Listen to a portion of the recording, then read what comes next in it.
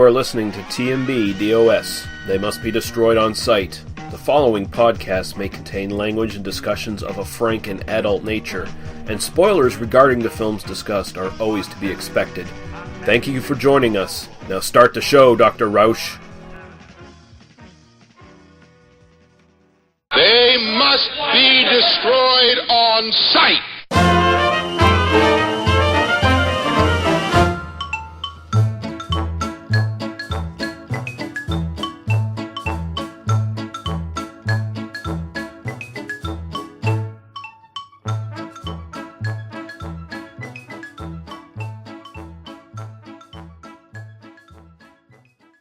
Okay, welcome to episode 133 of They Must Be Destroyed on Sight. I'm your host, Lee. Everybody must die, Russell. I'm joined by my co-host, Daniel. Well, I do think it might be a good idea to spend more time with the girls, marking their work and so forth. Harper, how are you doing, sir? Marking their work, that is indeed something that I do with the girls on a regular basis, so... And making his second appearance on this podcast, our good friend Gary. He's calling out the devil, Hill. How are you doing, sir? Oh, I'm here. It's late night here. I'm awake though. How you guys doing? Excellent. Also awake. Mm-hmm. Yeah. So we are going to be covering the Karnstein Trilogy, so-called by some people, from Hammer Films here. And we're going to be doing it slightly out of order because Gary does have to drop off about halfway through the show or so, but that's fine because the movie he does have to miss, I think there'll probably be a consensus that it's the worst of the trilogy. So, but yeah, we're going to be looking at, of course, The Vampire Lovers from 1970. We're going to be looking at Twins of Evil from 1971 and Lust for a Vampire, 1971. We have no house cleaning to do. We have nothing we particularly want to talk about that we've watched in the last little while, so we're immediately going to jump right into some podcast promos and some music, and then we'll be right back. Howdy, folks.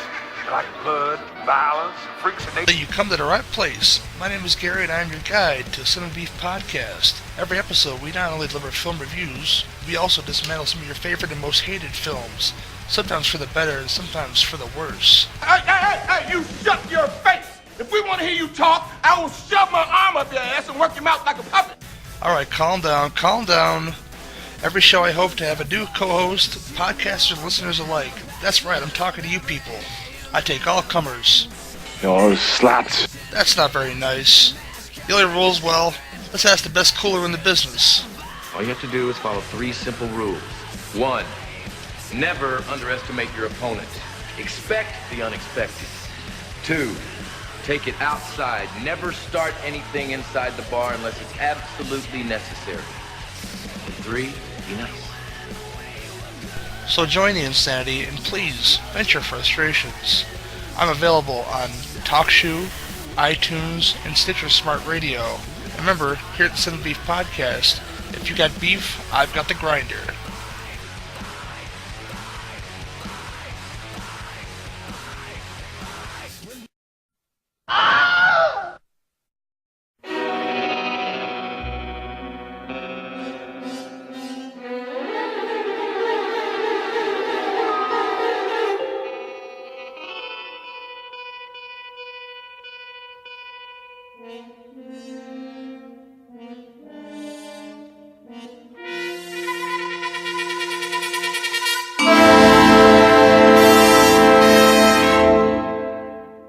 Okay, The Vampire Lovers from 1970. Come with us if you dare into a twilight world of unspeakable horror. You must die. Everybody must die. Sample, if you dare, the deadly passion of the vampire lovers.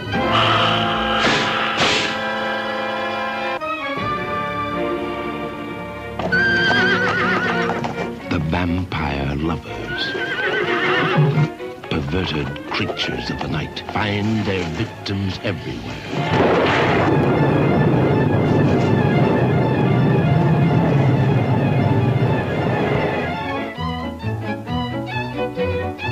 the unsuspecting merrymakers in glittering ballrooms with their young and tender throats.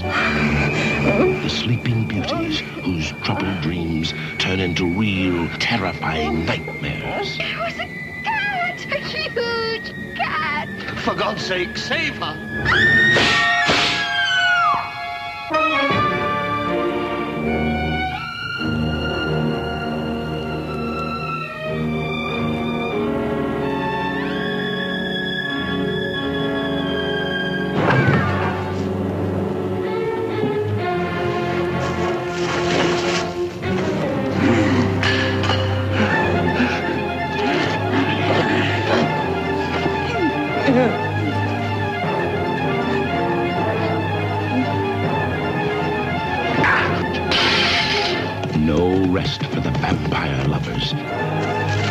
No escape till their evil hearts are stilled for all eternity. If one remains, yes, even one, there will be thousands more. Beware. Beware the cold caress, the kiss that kills. Beware the vampire lovers.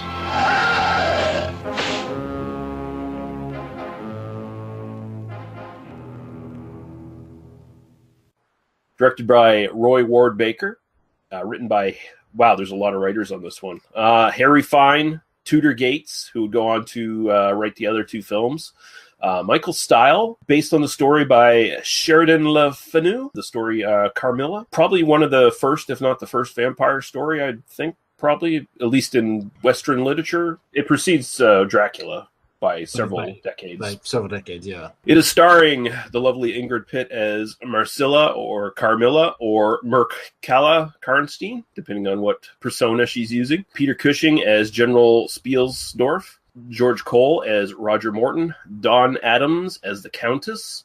Pippa Steele as Laura. Madeline Smith as Emma Morton. Kate O'Mara. She was in Doctor Who, wasn't she? She was Donnie. Yeah, as Mademoiselle Peridot, and Douglas Wilmer as Baron Joachim van Hartog. Okay, so we'll just get right into it. And since you're our guest, Gary, why don't you give us your sort of initial thoughts on this one? It reminded me a lot of... I reviewed a film with the Devour guys way back when. I think it was Andy Warhol's Dracula, or was it Blood for Dracula? Is that the movie called? With Udo Kier? Yeah, I think so, yeah. Well, he lived in the house, and he had, the unclean women hanging around him all the time. But this film is like a reverse of that. It has the female in there, and she likes to bite bare breasts. There's nothing wrong with that in this movie, and because they are very lovely breasts in this movie. Yeah, there's not a whole lot to it besides her pursuing things, and then her initially getting pursued in the end because they find out what she's up to, and yeah. It's a good time. I had a better time with Twins Evil, but I'm going to leave it to you guys to get the logistics of what you guys love about this film for sure. Yeah, and I did get a little ahead of myself here. I should read the synopsis I pulled from IMDB as well, just for the benefit of the audience. The Countess is called away to tend to a sick friend and imposes on the general to accept her daughter Marcilla as her host guest. Some of the villagers begin dying, however, and the general's daughter Laura soon gets weak and pale. But Marcilla is there to comfort her. The villagers begin whispering of vampires as Marcilla finds another family on which to impose herself. The pattern repeats as Emma gets ill, but the general cannot rest and seeks the advice of Baron Hartog, who once dealt a decisive blow against a family of vampires. Well, almost. Written by Ed Sutton. That's kind of. You kind of leave out all the juicy parts of this, though.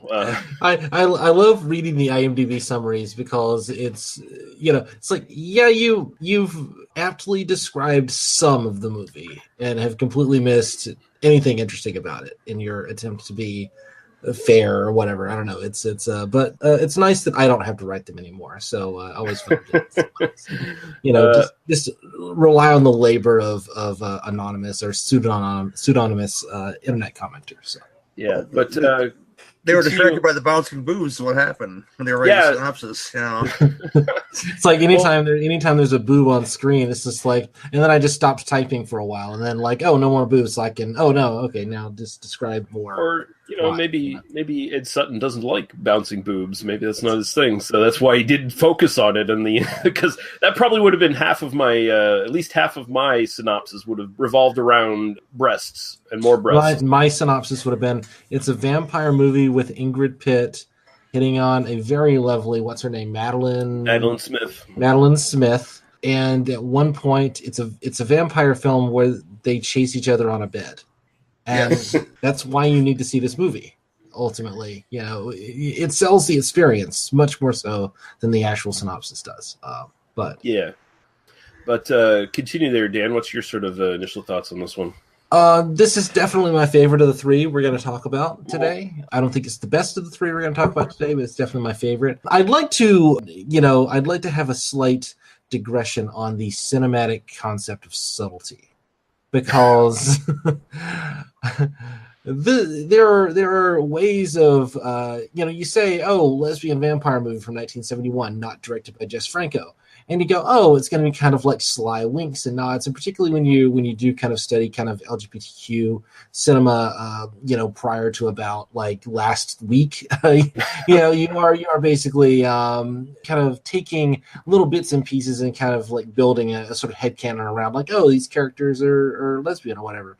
This film is not subtle about this at all in terms of the there is definitely a lesbian relationship that is pretty overtly stated in this film. It's the best thing in the film is this relationship between Ingrid Pitt and Madeline Smith as Emma. They are gorgeous and lovely, and they have a real bond together. There's definitely a little bit of that like predatory lesbian thing kind of going on in terms of Ingrid Pitt's performance, but it's really everything surrounding that I kind of like lose a little bit of interest in. Like, that's the stuff that I think is really interesting, is just kind of watching them kind of build their friendship and relationship. And it's not like some like hugely subtle like kind of performance. I mean, it's very, very, like at one point she's literally got her on top of a bed, and like Ingrid Pitt's like almost mounting her in certain scenes. I mean, she's like reading her bedtime stories and like brushing her hair and stuff, and of course biting her breasts and nibbling on her and doing all sorts of very, very lovely things that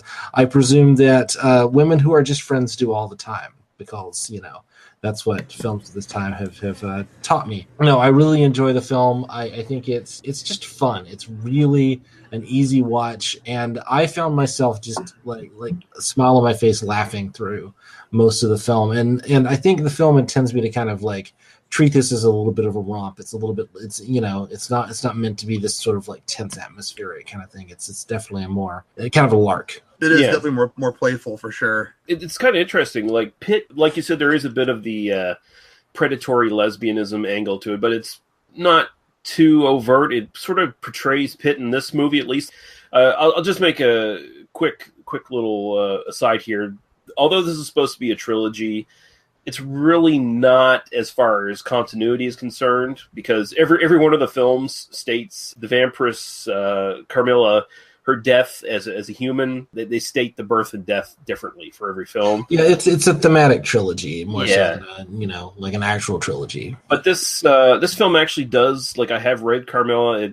It does stick to that story fairly closely. There's a lot of, it draws a lot from it. Pitt is less predatory than she is kind of like an emotionally fragile, lonely person who just has this vampiric nature, right? And Madeline Smith is, I think, kind of the epitome of the young, innocent, doe-eyed, beautiful girl. Like, her eyes are, I swear, they're as big as saucers. Like, she's almost literally got the Bambi eyes in this movie. But, and I do want to state that, like, the attraction goes both ways. I mean, you can tell this is not just a sort of one-sided, predatory relationship. It's really just the sort of like when Madeline Smith, when Emma is, like, oh, I'm gonna meet a man and we're gonna kind of go off, and then Ingrid Pitt's kind of like, oh, a man can give you what I give you, like, this is again, it is not masking this in any sense. There are no levels of deception in terms of, no, this film isn't actually about a lesbian. No, this film is about a lesbian woman. At least one lesbian. Yeah. I think the original story kind of is too. It's just they had to hide it a bit more in the text. Yeah, at the it's time. more. I have read the book. It was a few years ago, so I don't remember a lot of the details. But yeah, no, the text of the original novel is also very overt in terms of what it's doing with that. When I read the novel, I didn't realize it had been written before Dracula. And then when you kind of go back to go, Bram Stoker just ripped off like half of his concept. He's kind of a hack. Yeah. Carmilla's definitely the better version of the story, and the film works as well. Another thing I really enjoy is the element of the flowers. Later in the film, they've got garlic flowers, isn't it? They're garlic flowers, right? And they put them around there, and that kind of keeps the vampires at bay. And they've got like orders to the servants to like, you know, these cannot be removed, etc. And there's a lot of kind of deft maneuvering around that in terms of, we actually can protect her from this kind of predator with these kind of like, and I really enjoyed that element of it. I thought it was kind of deftly handled in the script. Yeah, I do like that. This is essentially like Hammer's first try at trying to branch out from the Dracula films and do something different with vampires. I mean, the vampires here are definitely slightly different than the traditional ones in the Dracula series. Like here, they're overtly depicted as evil spirits that inhabit bodies more than anything else. Like you have the opening sort of prologue there where that was set years earlier, where this guy takes revenge on the Karnstein family by killing all of them, and they're all vampiric at this point. And it shows the vampire raising out of the grave in like her death shroud or whatever, you know, and more of a spiritual kind of take on everything. I like that they have to either be take the stake to the heart, or they have to be decapitated, which plays into all these films fairly well, where the films are getting more graphic at this point. Like I think we mentioned in our Captain Kronos Vampire Hunter, which comes after this, how it's slightly connected to the Karnstein trilogy, where a lot of those ideas sort of come to almost like a culmination in Captain Kronos, you know. Right. Well, and it has this sort of equally kind of lighthearted is probably playful. I like Gary's word for that. You know, it has an equally playful tone. That I mean, all three of these films are. I mean, it often gets described as camp, but I'm not going to say it's not that, but it doesn't feel. It feels less sort of overtly, we're making this so that you're going to approach it with the sort of ironic distance, and more just let's kind of do the goofy fun version of this, you know. Certainly this film, The Vampire Lovers, more so than the other two, I think just has this like kind of really overt like sense of fun in terms of, you know, like we're not, you know, we've literally got lesbians cavorting on a bed, you know, this is not a serious, you know, taste the blood of Dracula, you know, let's look at the depths of depravity kind of horror film vibe here, you know. It's Captain Kronos is just that to an extreme, you know, where let's do swashbuckling instead, you know. There's one thing I'm disappointed about the film is I'm not really disappointed all that much, but the cold open really sets you up for something awesome, because that's one of the best decapitations I've seen in any movie. Oh yeah. It looks great. It doesn't cut away. It's just there. You get some, but you don't get a whole lot more of that. But then the boobs come, you feel so much better. You know, it's just there. The boobs are nice, fluffy pillows for your expectations to land on as they fall down from the opening of the film, basically. I mean, Ingrid Pitt's boobs single-handedly, you know, they didn't get to see them, but can't be distracted how boring the House of Drip Blood was. Her boobs were there though, so it's fine, you know. Well, in this one you get not just boobs, but you do get a nice lingering ass shot. Yes, in the tub. So you know, if you get full frontal silhouette, another really great sexy silhouette that's probably up there on our list now. We've got her silhouette, and we have another silhouette in Twins of Evil. So you know, we're collecting silhouettes now. That's our. And we're collecting, you know, dead movie girlfriends and silhouettes. That's what this podcast is. Yeah, I like how the sort of shot where you first see Ingrid Pitt naked, she's in that tub, you know, the sort of tub you can sit in, and how that's so iconic that they basically copied it for the Wicker Man years later. It's like it's like, let's put her in that tub again. Well, once you have the brilliant idea of Ingrid Pitt in the tub, you know, that's just money in the bank, man. Just come back. There's no need to reinvent the wheel. You know? Yeah, but there's less singing in this movie, so it makes it all that much better. Yeah. There is a lot of singing in The Wicker Man, yeah. I think, honestly, my biggest problem with this film is that there's like a couple things, like it seems like there's some plot points that were just kind of dropped and never explained. And I think the biggest glaring one is that man in black / chauffeur for the Karnsteins or whatever the hell he's supposed to be, who's always, I guess he's like Carmilla's handler or something like that, because he's always sort of watching over her as they keep dropping her from family to family to basically just wipe them out. And there's never like any conclusion with him. He just sort of disappears by the end of the film, you know? Yeah, he's just kind of like this menacing figure that never really does anything. Yeah. Every vamp needs a ghoul, man, to look after him, like you said. You know? Yeah. I think that's what it's supposed to be, although I think also maybe the next film we talk about kind of retcons that a little bit too. Or actually, Lust for a Vampire retcons it a bit too, I suspect. But here they just kind of drop it. And it's almost like they maybe intended the sort of prologue here, the cold opening, the tone of that. Maybe they had a different film in mind at first, and then they decided, oh no, we got to rewrite this and try this more lighthearted, sexy stuff. Maybe once they cast Madeline Smith and they kind of get her and Ingrid Pitt in a room together, and like they start kind of like increasing the boobs, because there is like, I mean, I kind of say the film is fun, but it's fun in that kind of way that when those two actors are together and they're kind of doing the like fluffy pillow talk stuff, it's kind of like a fun little thing, and you get some of the action stuff a little bit later. But I mean, there's also, that opening sequence. I mean, you're right, Gary. That opening sequence really sets you up for a very different level of film. And then I think kind of towards the last like 15-20 minutes, it does kind of get into a little bit more of the generic. I don't want to say generic is a bad way, but it kind of like hits the beats of, and now we're chasing down the vampire stuff, where I kind of my interest flags a little bit more. And so it may very well be that they kind of originally had a little bit more traditional kind of vampire flick in mind, and then said, well, let's put some sex in this because why not? And yeah, so it does kind of feel like maybe they're kind of two films fighting with each other to for supremacy a little bit here, almost as if there's a vampiric lesbian at the center of the film that is invading it from the outside and sullying what would otherwise be just a very straightforward and very wholesome, really, vision of vampiric horror. I think if they had sort of ditched the lesbian angle to this, it probably would have came off a bit more stale. It might have came off a bit more like Countess Dracula, which I still think is a good film, but it wouldn't have had that extra oomph to it that makes it kind of like an actual classic that people remember, Right.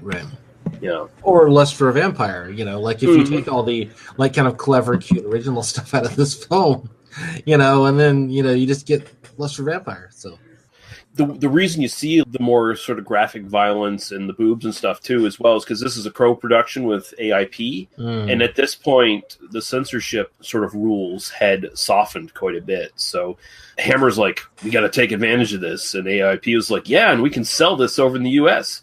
So all three of these films actually benefited from that. When I went to look at alternate versions and so forth, the cuts are really small for the most part. The cuts here are just, she kisses down her chest but doesn't quite get to the nipple. They cut away, like that kind of thing, So they're definitely getting a lot more risque here. Do either of you guys have any sort of final thoughts on this one? Or I think a common theme that I've seen in all these movies is, I don't even know if it's true or not, but and it really works because Madeline Smith's eyes are so fucking monstrous that they're huge. That the point of the vampire glamoring the victim, because she just looks at her like, you're that special kind of stupid, aren't you, little girl? And she's, I think her hair being so flat has something to do with that. It like adds something to it. Like, you can't pronounce eyebrow in German. Oh, you sweet little thing. Oh, well, I'll pronounce it tomorrow. Yeah, her eyes are like, there's the mesmerism angle that's in all of these films. So essentially, Madeline Smith, she's got like the biggest satellite dishes stuck in her head to take in the vampiric waves or whatever, the radio signals. Yeah. So like that. I will say, as long as we're on the Madeline Smith topic, she did quite a few, or at least a handful of sex comedies in the late 60s and early 70s. And I'm not saying I went on Rarelist and downloaded every one I could find. I'm not saying I went on Rarelist and downloaded every one I could find. Well, I applaud you for, not doing that very thing, so that we won't do episodes on those films eventually in the future. And also, I think you'll find that if you look at the cast list here, almost every female member of each cast in these films have done like either a handful or a plethora of those sort of films as well. Yeah, I certainly didn't go through the cast list and start searching them and download all the other films. Oh, okay. I definitely didn't do that. I didn't take the opportunity for that this week at all. You should get on that. Yeah. I wouldn't recommend that people like pirate these things or in any way not pay for their media. But just recommending things that people not do. Yeah, don't go to Rarelust. It's a terrible site. Yeah. I mean, even the thing like where she did bite her of her breast, but after it happened, she's like, no, it was just this brooch, and then people bought that shit too. The brooch was so sharp that it pierced her perfectly that way. Yeah, it helps that all the males in the household are dumb as shit, and that she quickly also seduces the sort of tutor that they have in house or whatever, who is the more knowing lesbian. Like she's like, oh yeah, we'll get it on. Yeah. I mean, Kate O'Mara. Is that the Countess, or is that Kate O'Mara? Kate O'Mara, yeah. Kate O'Mara is. Sorry, I watched this one like several days ago, so it's not as fresh in my mind as the other two. But Kate O'Mara is. I mean, she's good as the Ronnie. By the way, she is not the only Doctor Who cast member we were going to run across tonight. But no, it was great to see her in something that wasn't in the like two serials of classic Who that she was in, and she's really good in this. I think it's kind of a shame that she's in this with. I mean, Ingrid Pitt was in 2 Doctor Who episodes as well, so it is kind of ironic for me to that I really wish I had more to say about her, but like she is kind of outshone by the Ingrid Pitt and Madeline Smith, unfortunately. Yeah, it's like when you got a cast of beautiful women, it's you're taking third, but I mean, it's still a fine looking. And I have never really been sold on Ingrid Pitt as a performer. Like I've kind of like she has her obvious charms, but I've never quite kind of been on board with Ingrid Pitt as like someone that I really cared about, like sort of as a performer. This film, I think, really kind of sells me on. Oh, she was she's actually got a performance here, and she's really kind of doing stuff that she's compelling in a way that I hadn't seen her be before. So throw that on there as well. Yeah, and one last thing I'll mention before we get into trivia and statistics here for this. This has to be a thinly veiled little sort of like oral sex reference. In the actual story of Carmilla, she, instead of manifesting as a giant wolf like Dracula can do, she manifests as a cat. And so Maggie Smith has dreams of being assaulted in her dreams by this cat, and she talks about this giant cat smothering her face. She feels the hair in her mouth. Yeah, this is part of that. Like, let's talk about subtlety in cinema and how this film has none of it, and is all the better for it. That's part of that. When the subtext might as well be text in another film. Yeah. So we'll get to a little bit of info here. The budget was £165,227. Don't have box office, but it did very well, apparently. Very, very well, both overseas and in Britain. So hence the sequels. Christopher Lee was offered the role of the Man in Black, but turned it down because he was turning down anything Dracula related at this point. He should have played the Ingrid Pitt role. I think he should have played the Madeline Smith role. I think he had the chops for it. I think it would be really astonishing to see Ingrid Pitt, looking longingly into Christopher Lee's eyes, but looking up at Christopher Lee, or just edit him in like his looking the way he did in Deathline. Edit that character in to this, that we get a sense of what that might have looked like on screen. The director claimed that after reading the novel twice, he didn't get a sense of lesbianism content. I call bullshit on that, unless Was that an interview he did from the time, or was that a more recent interview? I'm assuming this was probably from a DVD commentary. So if this is years later, then if that's the case, then I was reminded watching this film of Vampiros Lesbos several times, not just because this is, if anything, even more overt than the film literally called Lesbian Vampires, about lesbianism and vampirism, but also of the scene where the lovely blonde is possessed by Soledad Miranda, and the stuffy old man stands up and goes, "I don't understand what this very orgasmic looking dance rhythm that she's doing means," and all the dialogue is like, "She's been inside me, and now I can't bear not having her inside me anymore." That's kind of what I imagine you would have to be. That's the level of clueless in order to read Carmilla and not go, "There's fucking lesbians in this."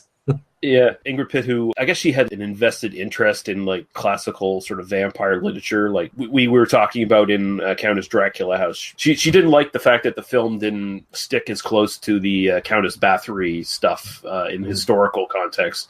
She claimed she didn't play the role as a lesbian, but an asexual, which I don't know.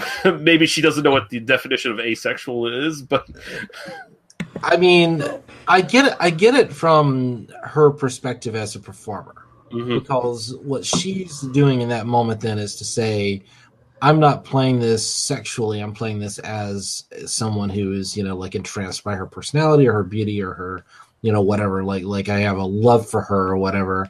And I get that, like, you can certainly see in Ingrid Pitt's performance that it's not necessarily a, overtly sexual, she's not literally like lusting for her in the face. I can sort of see how if that was her process for getting there, but it's overtly, like a lesbian movie. Yeah, I know. It's kind of funny, but yeah. Unless there's anything else to say about this one from you guys, we can take a quick break for some music, and we'll come back with Twins of Evil.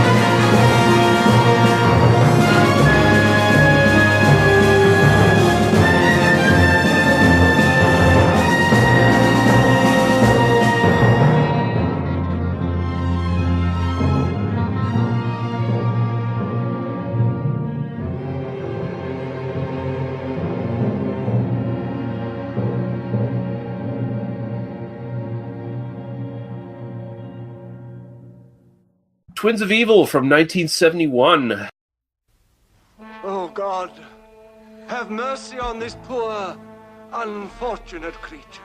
In old Gothic Europe, they had two burning passions: witch hunting and devil worship. Practice the black arts.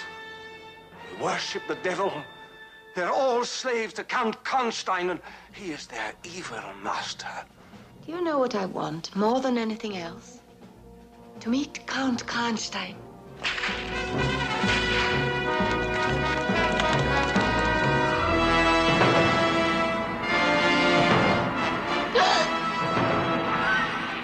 They look alike. They dress alike. Two identical beauties. But one of them has the very devil in her. For you, all pleasures should be supreme. These are the men they call the Brotherhood. Seek out the devil worshippers!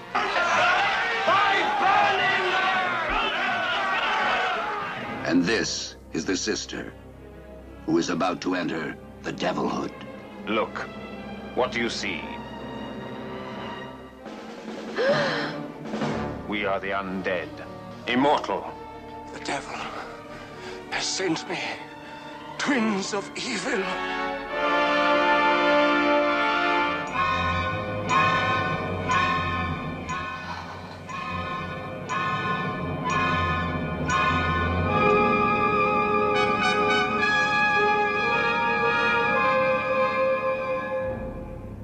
You will be Maria now, unsuspected, good and kind.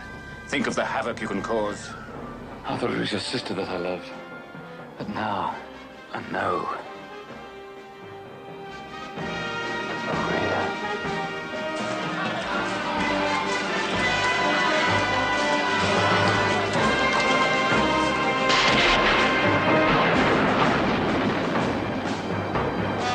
Twins of evil.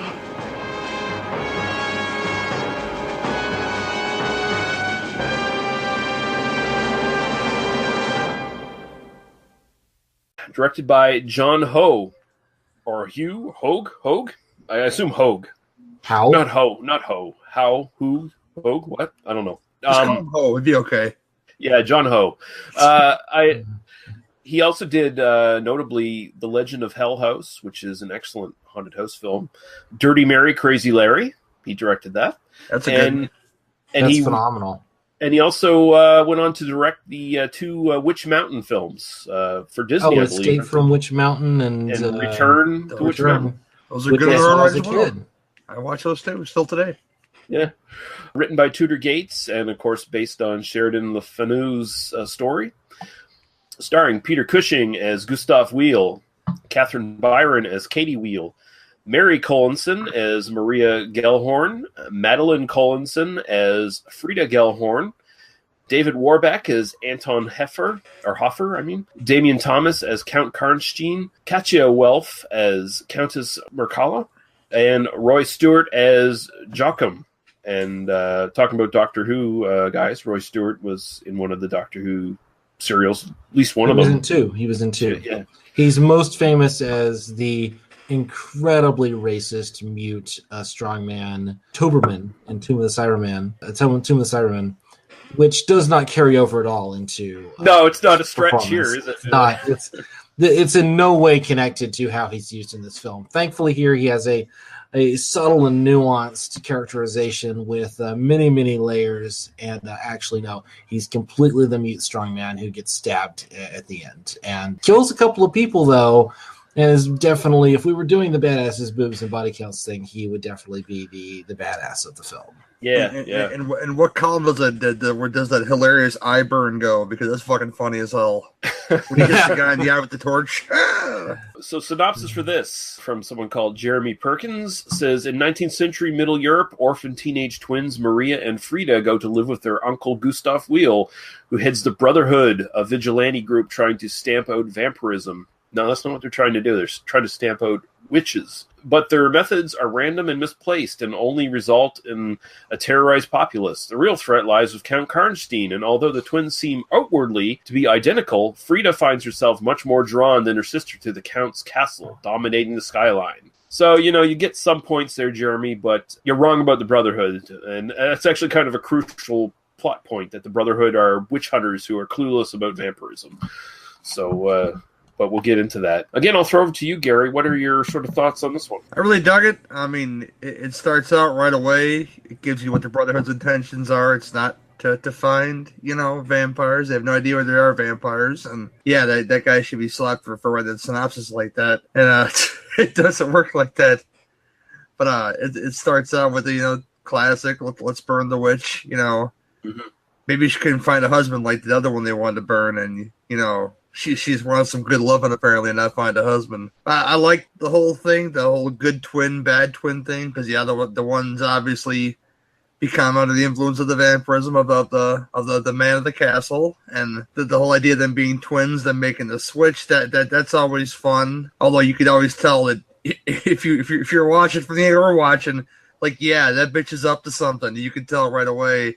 Again, it's done very playfully. I like that. Yeah, great breasts. Like I said, it's like in the last movie. Just they're there for you to see, whether they're exposed or just propped up. You know, it's good stuff to watch. It's unlike the last movie. This one's a lot more fluid in what it's trying to do. As far as, you know, you have your bad guy and the man of the castle who's influencing and killing all these people now. And I love the fact that he's into Satanism, but he kind of fell into it in real for reals. And it's like, yeah, now he doesn't know quite what to do with that. Yeah, that's pretty awesome. And in the end, of course, the whole big battle thing, which it works this movie, not so much in that last movie, throwing tridents and cutting people's heads off. And I mentioned the black manservant burning that guy's eye. That was pretty hilarious. Yeah, it's just a great time. I never seen any of these films before. I'll be going back to this one again for sure. Nice. Daniel. I said The Vampire Lovers is my favorite of the three. This one is the best of the three. And I do differentiate. I will rewatch The Vampire Lovers before I rewatch Twins of Evil. But Twins of Evil definitely has it's a higher bar. It's really reaching for more. Whereas The Vampire Lovers is kind of again, I hate to say generic, it makes it sound bad, but kind of like, you know, by the numbers Hammer horror that's got this kind of great little lesbian stuff in the middle of it. Twins of Evil has the least lesbianism of the three, which makes it worst. I'm just, you know, no, not at all. But I think it's really got this kind of interesting thing where I almost wish there was no actual supernatural stuff in this film. I almost wish it was just a story of this basically, I mean, literally witch hunters, you know, these kind of like patriarchal conservative shitheads literally burning women at stakes because they're having sex in ways that they don't like. And then on the other side, there's this guy who believes that he is communing with the devil and is taking like perfectly what should be perfectly natural kind of like, oh, I just want to have, you know, like unrestricted sex with consenting partners, and has like, because of the patriarchal society, he has decided I have to now become a devil worshiper. But I wish there was no actual like supernatural element to it, because then you could really kind of explore some of the dynamics of like how these kind of characters work, which I thought that was kind of the direction the film was going for a while.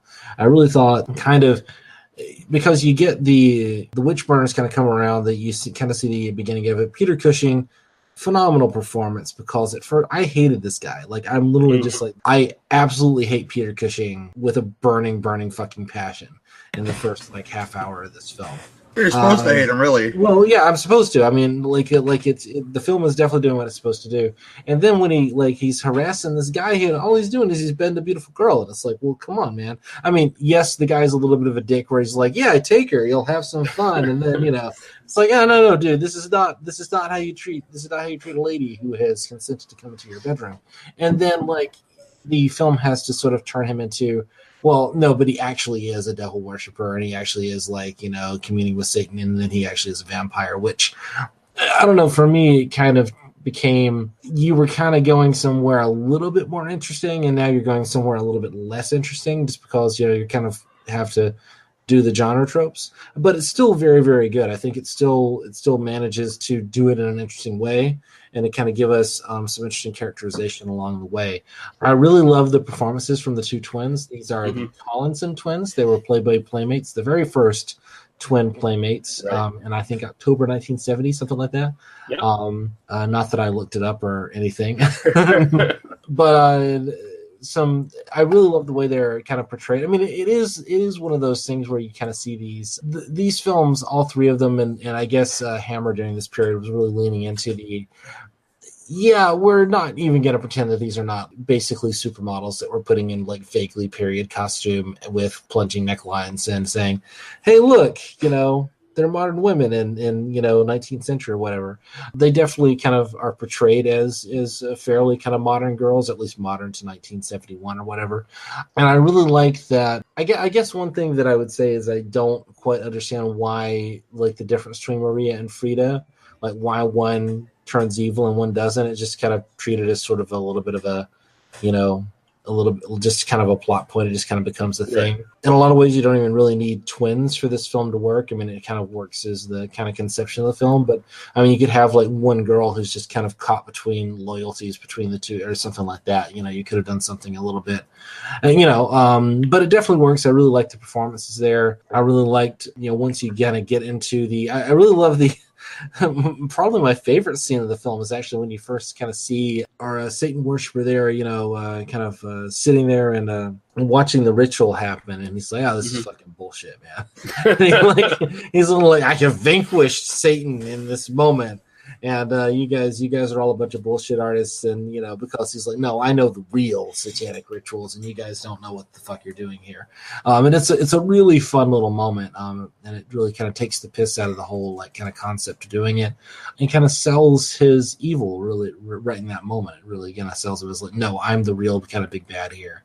And then at the end, you know, we like Peter Cushing again, because despite the fact that he's just murdered innocent women for having what appears to be very fun sex, he sees the light and dies with an axe in his back. So, you know, he gets what he deserves. I don't end up liking him by the end of the film. I'm still like, fuck you. He's definitely, you know, he's trying to redeem himself, and he's kind of realized a little bit of the error of his ways. And I think Cushing kind of nuances the performance slightly, so that like once you do kind of see, oh yeah, you're not actually. Yeah, he is starting to kind of understand that, oh, he actually has done these terrible things to these women who didn't deserve it, and maybe, you know, with time he would come to repent from that. So I do kind of buy him as a little bit more of a hero, kind of a heroic figure, you know, at least contextually towards the end. But you're right, like these two men are in many ways equally evil, you know. I mean, you could tell why the one went to the throes of evil, because they describe Uncle Gustav as a man who beats them because they're probably sinful, thinking impure thoughts or something, you know. And I can imagine one has balls and one still is very afraid of her surroundings, so that's why she fled to the castle. Right. The one that turns to the vampire is essentially the trope of, you know, the bad girl that ends up, you know, either dying in a slasher film or, you know, turning to the dark side kind of thing. And I like this a lot. This is my favorite of the three films. I think it's the most well-produced, best-looking film. Like, the sets in this, I think, are fucking amazing. Like, everything looks so good. Take away the fact, and all the films in this series have this problem, really bad day for night shit. Like, yes, really, really bad. But put that aside, this is the best looking film of the entire thing. Like, you can tell they put some money into this one. I do like, even though it is a very kind of, in a way, a cheap gimmick, the idea of, you know, using the twins, using one is good, one is evil. It's very well done. I think Daniel's right. Both of their performances are really good. You buy each one of them. You know, this one's the rebel who wants to hang out with the Satanists, and this is the pure innocent one who wants to do good and be a nice girl. Wants to sit and sing hymns with the pretty boy, you know. Yeah. maybe her heart wasn't quite as pure either, right? You know? Yeah, you know, whatever. She's just like, I kind of like the bareface type. Kind of don't like the bad boy. I'm not into goth. That's really the thing. One's a goth and one's more emo. And so, you know, by some people, it's kind of considered a prequel to the other two films in a way, because here you have like Karnsteins who aren't vampires, basically. So, and the idea that this entire Karnstein family, they sort of dip into Satanism, like they're all, I guess, inherently evil to some degree. And in order to become a vampire, you have to have sex with your ancestor, which is okay.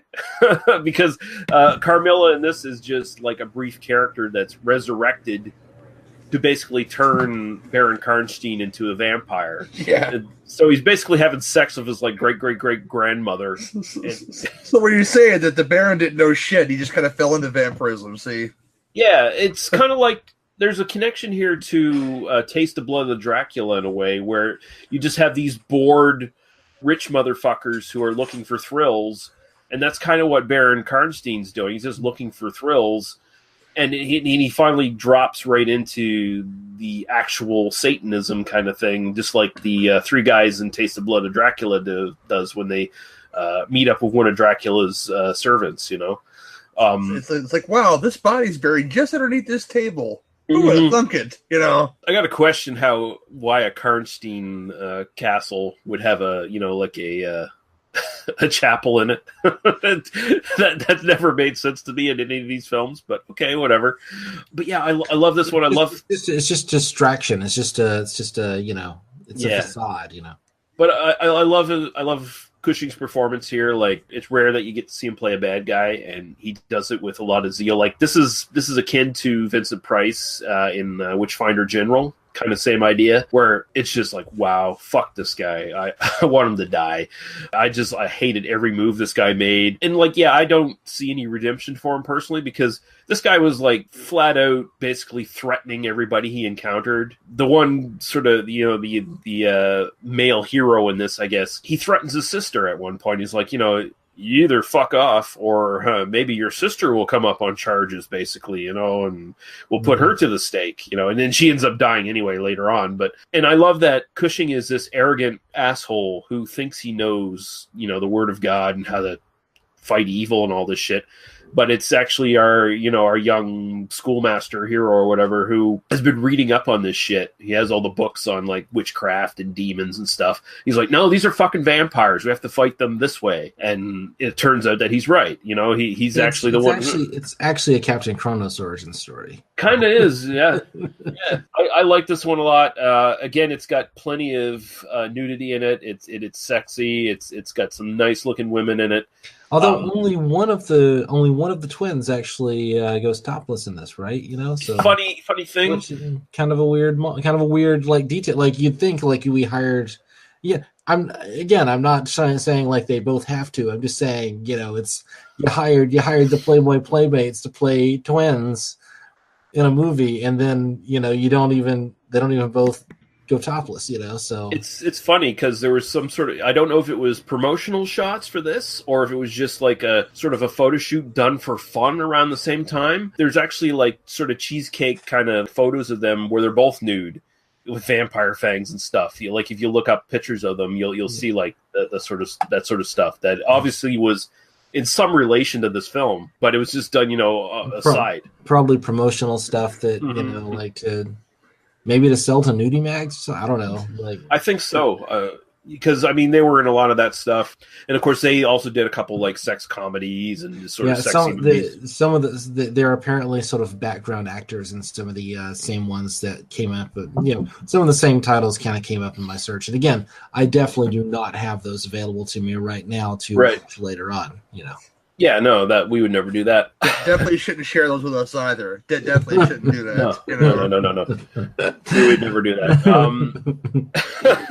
But yeah, like I said again, best sets of the trilogy, best effects, best acting. I think overall, I get a kick out of the jailhouse guy near the end of the film there, who's holding one of the twins in the jail.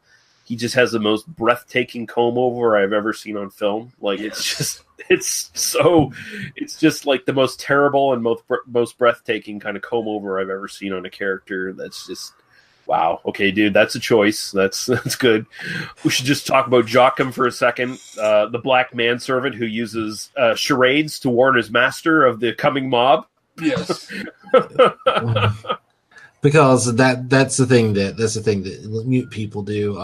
I looked it up while we were talking. He also plays a vaguely mute strongman tough guy in Terror of the Autons, which is the other story he's in Doctor Who. So yeah, this is a trope. this is the guy we need a big guy to be tough and menacing and black and to die, and that's what he is. It is striking though, because you don't expect to see that in like this film in this period, right? I think the thing for me is it's sort of because I do really enjoy this film, but it is that element just sort of just seeing a black face. Which I think is like, oh wow, there's like a black man in this film, but then also the role that he's given is complete bullshit and just complete racist nonsense, and it does sort of make it to where it's harder to recommend the film just because it does have this element that like there's no reason for this. There's absolutely no reason for this to be in this film. Well, it's like you said, it's the 19th century or something, so you kind of got to take it in context of the time it was supposed to be made in, and there's kind of a sense of respect there too, almost like go get him, but at the same time, he might be entranced by it. Who the fuck knows? I don't even know. It's not really explained why he's mute. I mean, the whole thing is like because it's not explained. If they had explained like, oh, this was, some guy, some doctor or something who has, been entranced and like the guy cut his tongue out, Karnstein cut his tongue out or something because he was trying to prevent him from talking. Give him some kind of backstory and you can justify whatever you want. But it becomes this sort of lazy trope that I think the film leans into, and it just it's just uncomfortable. It's just the sort of thing to where it's like, oh man, really? I really like this movie, and you had to do like that bullshit. Like if you look at the long line of dumb white and dumb Asian henchmen as well.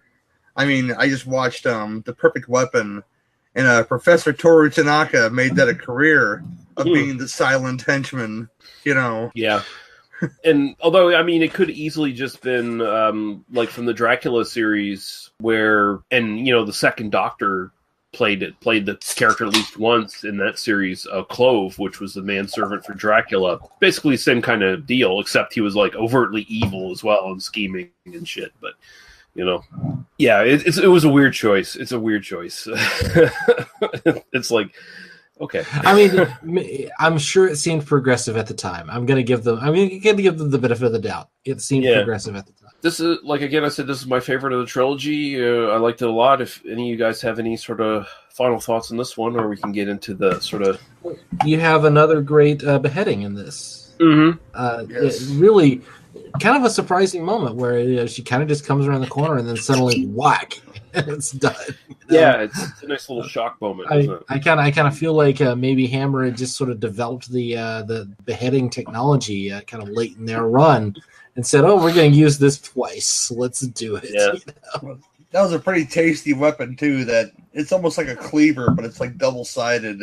Yeah, it's like a big, like machete almost kind of thing. Or... I'm looking at some of the weapons where they're crafting weapons in that moment, and it's literally like, you can't burn them to death. Which this is gonna come back in Lust for a Vampire. This is like stupid fucking villagers burning people who can't be burned. And so it's just like, yeah, just take all your farm implements and just saw them into really sharp edges because we just need pikes and stuff.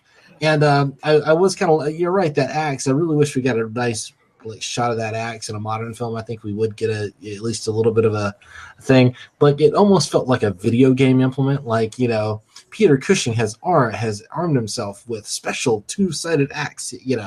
Like it felt like something that you'd watch in like a first-person shooter kind of thing, or like a Skyrim kind of. Yeah, I was actually a little disappointed. I was expecting like a really nice tool-up scene for like the whole mob. You get like 2-minute montage of them sharpening their weapons and constructing weird weapons and shit. But no, it's just 3 seconds. You just basically just see Cushing's weapon, and then they move on. I can see a remake really kind of going there with it, like really like giving us like we're gonna look at all the different weapons they make, and then like we get a nice shot of them all running to the castle or whatever. But yeah, and then it fails them for the most part because the big black manservant comes in and whoops their asses for like 30 seconds before they overpower them. I mean, imagine if Jason Voorhees had that double-sided machete. He'd be killing, flip it over, and this side's kind of dull. I need more killing in a kind of nice. I think that weapon should be a challenge on Forged in Fire. I don't know if you guys have said that, but that blade will slice, man, for sure. This blade will kill. Yes. Budget for this was £205,067. They went a little bit over on this one compared to the first film. I like to think their budget, like their planned budget, was $205,000. And they went 67 pounds over. Yeah. And there's some producer like really gave the director shit for it. Like that's what when I see numbers that precise, I'm like, that's not the real budget. Like let's not, We need 67 pounds for one extra lacy nightie to put on one of the Collinson twins. That's what we need. That's why she's topless in that one scene, because they were supposed to be $205,100. Yeah. But they didn't have the extra $33 to buy her an extra 90, so she had to be like topless in that scene. We explained it. There it goes. Yeah. I'm so sorry, dear, but you have to be topless in the scene. We don't have the money for any clothes. Plus, it was particularly cold that night, and those nipples are massive in these movies. So there you go.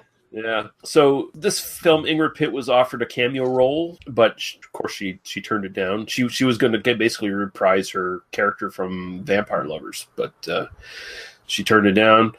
She might have even been working for Amicus at this point because she was jumping back and forth between some companies and stuff. Like we mentioned in Countess Dracula, she became like really high demand, and she was like sort of pursuing different avenues of her career at this point. This is prior to her first appearance on Doctor Who as well. So yeah, this film actually used the same sets as Vampire Circus from 1972, and I can kind of believe that. I have not seen Vampire Circus, which is one we should do at some point. All I did was click on the summary and went, yeah, we should cover that. That's like the really late period vampire film, and it sounds like it's pretty good. And I can see why they would reuse these sets, because like I said, again, these are some pretty good sets. They put some money into this shit. DVD info, and actually I forgot to throw the DVD info for the previous film as well, so I'll just do that really quick. Vampire Lovers, 2003 MGM Midnight Movie double feature DVD with Countess Dracula, which is the one I own, and 2013 Shout Factory released Blu-ray for that. And for this one, we have 2012 DVD Blu-ray combo pack that I own. Strangely enough, in 2014, they also released a single just DVD and from Synapse. Like, it's kind of weird orders. Like, usually you release the DVD first, then you do the DVD Blu-ray combo a couple years later, but they did it in reverse for some reason. I don't know why. I guess we can conclude Twins of Evil. I know you have to take off there, Gary. Yeah, unfortunately. I mean, you work third shift like me. You know exactly what I'm talking about, so... Right. Been there. It was a pleasure to have you. Thank you very much for joining in. It's always good to talk to you. Tell everyone about your fine podcast, sir. Cinema Beef Podcast is a show where we do multiple genres, much like your show. Lee's coming in a pinch on a couple of those shows, and I say, hey, Lee, you want to do a show? And he says, sure. And I say, okay. And that and our commentary show, Two Drink Minimum Commentaries, can both be found on legionpodcast.com. Sloppy Seconds, a movie sequel podcast, podcast that Lee also appeared on, the Sabata episode that recently released, can be found on horrorphilia.com. And please check out the Fleas and Flicks charity auction. Right. It goes to a No Kill Shelter, coming first week of December. I got tonnage for that, so if you have interest in that kind of stuff, it's a memorabilia auction. You can be anywhere in the world because the auction's online. So if you're willing to help me with the shipping, I'll ship it to Australia if you want me to. But yeah, don't be afraid. That's about it for me. And like we established, if you listen to our recent episode of Cinema Beef, there will be a PayPal link as well where you can just donate to the Fleas and Flicks. You don't actually have to bid on anything if you're not interested in that. So I'll throw down all the requisite links for Gary's stuff in the show notes, and check all that shit out. Highly recommended. I appreciate it, brother. Thank you very much, Gary. Nice to see you, Gary. Yeah, thank you very much, guys. Thank you, Daniel. Cheers. All right, cheers. Gary. Thanks, buddy. Bye-bye. Okay, and with Gary's departure, we'll take a really quick break for some more music, and then we'll be back for our final film.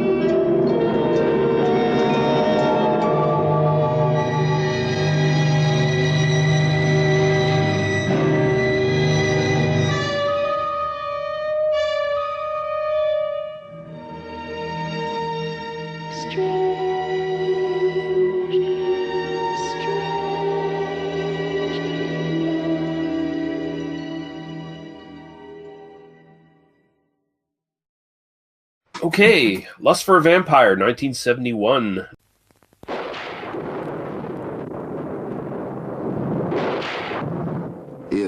very thought of vampires makes your flesh creep. We call them the undead, sir. They're vampires. If you think all vampires are ugly creatures of the night, then you're in for a shattering surprise.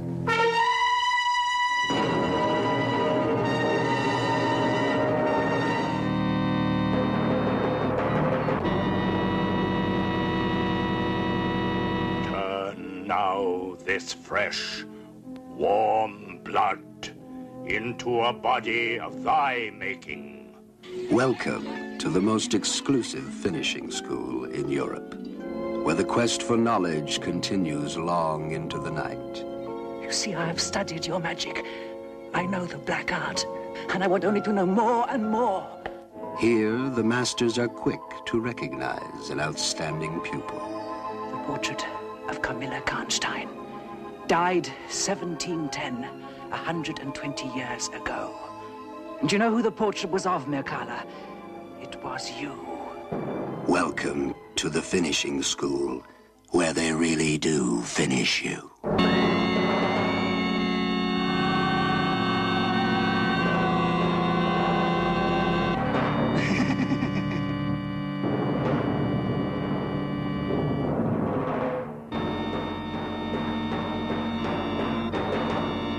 I spent the whole of last night going through Giles's researches.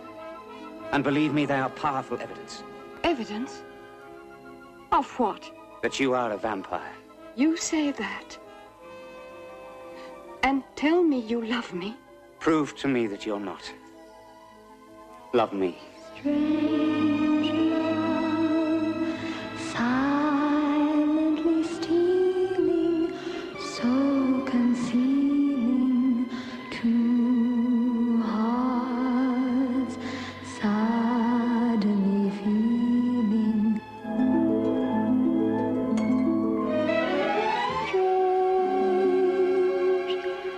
Strange. I only want to serve you.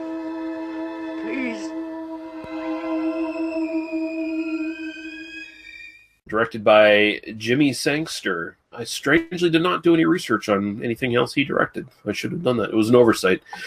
Written by Tudor Gates, and of course, again, based on Carmilla by Sheridan Le Fanu. Starring Ute Stinsgaard as Mircalla. I'm not going to pronounce that last name. Fuck that shit. Or Carmilla. You know who she is. The same character we've talked about in two other films. Yes. Yeah. Michael Johnson as Richard Lestrange. I love that name. Ralph Bates. Speaking of A Taste of Blood, Dracula. Taste of Blood, Dracula, yeah, as Giles Barton. Barbara Jeffert as Countess, again, last name not pronouncing that. Susanna Lay as Janet Playfair. That's quite a name, too. That's quite the name, too. I like that. Yeah, there are some good names in this film. I will give it that. Helen Christie as Miss Simpson. Mike Raven. I love that name as well. But that's his real name, as Count Karnstein. And Harvey Hall as Inspector Heinrich. Yeah, I'm pretty sure our lead is Ute Stinsgaard. Yeah, Ute Stinsgaard. Or Ute Stinsgaard, something like that. Something like that. I said, either way, she fits the mold of, like, sexy, like, Danish chick to perfection. She's Scandinavian and sexy and speaks English, and that's all she has to do. Mm-hmm. It looks like our director, Jimmy Sangster, was one of the original writers for Hammer. Oh, okay. In the late 50s. The name sounded familiar, so they finally gave him like a directing job. He wrote The Curse of Frankenstein and Dracula. Okay. 57 and 58. He was just kind of one of those guys. He did like the Quatermass Experiment. Yeah. So I mean, sorry, I'm just looking at him on the on Wikipedia there. You know, TV screenwriting including Kolchak the Night Stalker, The Magician, BJ and the Bear, Ironstein, McCloud, $6 Million Man, and Wonder Woman. So long and varied career. Yeah, to say the very least. respectable kind of guy. Yeah. Definitely. So synopsis again from Jeremy Perkins from the last movie. So let's see how you do this time, Jeremy. Did he fall asleep halfway through? Is kind of the question. Are you going to mention any boobs this time? In 1830, 40 years to the day since the last manifestation of their dreaded vampirism, the Karnstein heirs used the blood of an innocent to bring forth the evil that is the beautiful Mircalla, or as she was in 1710, Carmilla. The nearby finishing school offers rich pickings, not only in the blood of nubile young ladies, but also with the headmaster, who is desperate to become Mercala's disciple, and the equally besotted and even more foolish author, Richard Lestrange. You got it this time. I think you nailed it a little bit better. Yeah, no, I think in some ways the more boring ones are easiest to write synopses for. I say this as someone who has sort of written, I used to write for new listeners. I don't think we have any new listeners, but for new listeners, I used to spend like an hour per movie writing synopses for these. It's an underrated skill. It actually is like a really challenging thing to like summarize a plot in a way that is clear but also entertaining, and that doesn't kind of just give the film away, that describes it without ruining it, but also kind of describes it well enough so you kind of know what's going on going in. So you're kind of writing a trailer, like you're kind of writing a really hot trailer kind of thing. And I always kind of approach it as like you're writing the end of the book, like you're writing the synopsis on the back of the book, in a couple of paragraphs, tell me what this thing is, but also kind of like tell me, kind of how it ends, because it would be easier to write them after we had talked about them, so that I would know which elements I definitely had to include. It's always the challenge, But I'll give it to Mr. Jeremy Perkins this time. You managed to do it this time. I think you did a good job. Yeah, no, well done. If Jeremy Perkins listens to this podcast episode, can you imagine if like random IMDb contributors were listening to this podcast and we had to like concern ourselves with caring about what we had to say about their work? You know what the best thing would be, and I have a feeling that it seems like Jeremy Perkins must be fairly prolific in sort of writing some of these things. Maybe it might be sort of our wheelhouse that we'll encounter him again in future IMDb. Sure. I think really what we need to do is do a series of just some films that he has written the synopsis for, and then that might be something to look into. Yeah. Oh man. We're gonna ruin you, Jeremy Perkins. Can this podcast get more niche? Is really the question. But it would be funny though if like some random IMDb guy was a fan of this and he was anticipating what we were going to review next, and then he would write a synopsis in hopes that we would pick up on it. Really, if there is a fan out there who is listening and like cares that much, please just send us an email. Yes, like you can come on, like it's fine, like we're friendly, I promise. Yeah, I mean, we give the IMDb people shit if they fuck up, but I mean, still, it's all fair. It's great. Yeah, I mean, it really is like I legitimately love the element of the internet where it's just like people sharing things they love. I mean, that's what this podcast is. It's just sharing like this experience of us kind of sitting and talking about mostly okay to bad movies, Yeah. But I really love like the people who really will just sit and write synopses on IMDb. Like it's such just a little subculture of people who just kind of get interested in doing it, and then it's just free labor, and it's socialism at work is what it is, and it's and I deeply love it. So yeah. Can you tell we're kind of trying to avoid talking about a little bit, but we're going to throw into it now. We're gonna go in. Yeah. So Daniel, what are your sort of thoughts on this? So I had to watch this 1.5 times. The first time I watched it, I mean, I kind of got nothing out of it. It was just I was kind of lost on who these people are, what the character. I got about halfway through it. I got maybe a little more than I was like 50 minutes in, and just kind of I was tired, and I could stay up and do the extra 30 minutes, or I could just go to bed. I rewatched it this afternoon. I understood it better, kind of watching it. On my laptop, kind of sitting there and actively paying attention to it. Some of the stuff that it's trying to do was a little more interesting. At the same time, I watched it this afternoon and it has already faded from my memory. Right. This is a film that it's got some good stuff in it. In particular, there's a bit I kind of like the kind of the school teacher element where he kind of shows up and he's like, "Oh, I'm going to be a teacher," and it's like, "No, we don't want your kind here because you're like just some douchebag, and who cares? We have another English teacher coming in." And the other guy comes up and he's the foppish gentleman, shall we say? Foppish, quote unquote. Yeah, we can't quite tell if he's gay or just British. That's kind of the issue with that. And neither one of those things should be an insult, but I think the film definitely leans a little bit on like this guy is, it does not treat this guy kindly. So apparently he's a really bad writer, and our lead here, our Richard Lestrange, he kind of does the, "Oh yeah, I'm really interested in your work. I need you to go do some research for me," and then that way he gets to go be the new English teacher at the all girls finishing school. But before that happens, he kind of approaches the thing. He shows up, and you think you get this big horror moment where like all these figures are advancing on him, and like he's been told like, "Oh, the women will like devour you," and it turns out, oh no, they're just school children. They're just, they're not school children, but they're co-eds. They're women at this finishing school. Tell me, is this not basically the Laura Lee's Grasp in certain elements as far as the sex comedy series? Oh yeah, no, definitely. All three of these films kind of lean a little bit into that. I guess maybe it's the AIP connection to where they're kind of sexing it up a little bit, and they're kind of going. I don't think AIP was involved with the last two films. Well, this one was distributed by AIP, according to Wikipedia. Yeah. Oh, okay, all right. Twins of Evil, no. Vampire Lovers. Yeah, Twins of Evil was the Rank or Rand Corporation. Anyway, whatever. We're not experts on this. We just talk about it on the internet. It's fine. No, but I was getting such a big Laura Lee's Grasp kind of vibe here. Yeah, the thing with a lot of these kinds of films is that they just kind of become gothic horror, and like there's nothing wrong with gothic horror, but especially like watching them kind of 3 in a row in a weekend, or in just a couple of days, the way we kind of do it for this podcast, you're just kind of watching the same thing over and over again.